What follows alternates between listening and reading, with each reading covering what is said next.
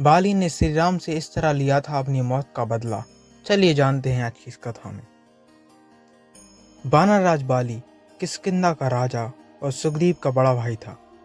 बाली का विवाह वानर वैद्यराज सुषेण की पुत्री तारा के साथ संपन्न हुआ था। तारा एक अप्सरा थी। बाली के पिता का नाम वानर श्रेष्ठ ऋक्ष था। बाली के धर्मपिता देवराज इंद्र थे। बाली का एक पुत्र था जिसका नाम अंगद था। बाली गदा और मल्ल युद्ध में पारंगत था। उसमें उड़ने की शक्ति भी थी। धरती पर उसे सबसे शक्तिशाली माना जाता था। रामायण के अनुसार बाली को उसके धर्मपिता इंद्र से एक स्वर्ण हार प्राप्त हुआ था। इस हार की शक्ति अजीब थी। इस हार को ब्रह्मा ने मंत्रयुक्त करके यह वरदान दिया था कि इसको पहनकर बाली जब भी रणभूमि में अपने दुश्मन का सामना करेगा तो उसके दुश्मन की आदि शक्ति क्षीण हो जाएगी और यह आदि शक्ति बाली को प्राप्त हो जाएगी।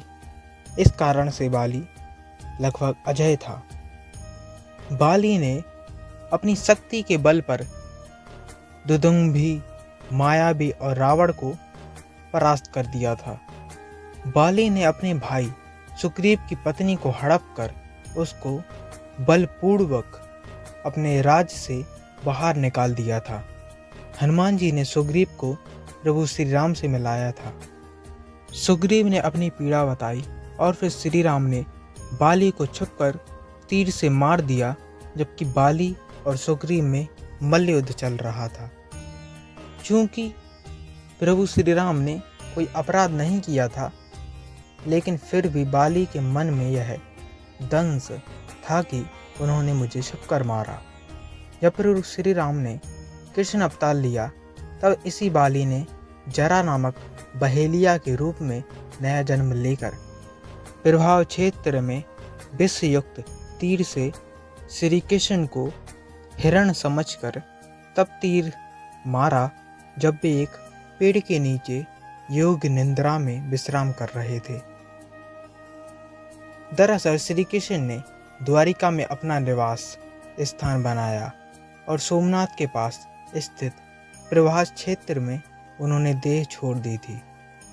भगवान कृष्ण इसी प्रभास क्षेत्र में अपने कुल का नाश देखकर बहुत व्यथित हो गए थे। वे तभी से वहीं रहने लगे थे। एक दिन वे एक वृक्ष के नीचे विश्राम कर रहे थे। तभी किसी बहेलिये ने उनको हिरण समझकर तीर मार दिया। यह तीर उनके पैरों में जाकर लगा और उन्होंने देह त्यागने का निर्णय ले लिया। पौराणिक मान्यताओं के अनुसार प्रभु ने त्रेता युग में राम के रूप में अवतार लेकर बाली को छुपकर तीर मारा था। कृष्ण अवतार के समय भगवान ने उसी बाली को जरा नामक बहेलिया बनाया और अपने लिए वैसी ही मृत्यु चुनी जैसी बाली को दी थी।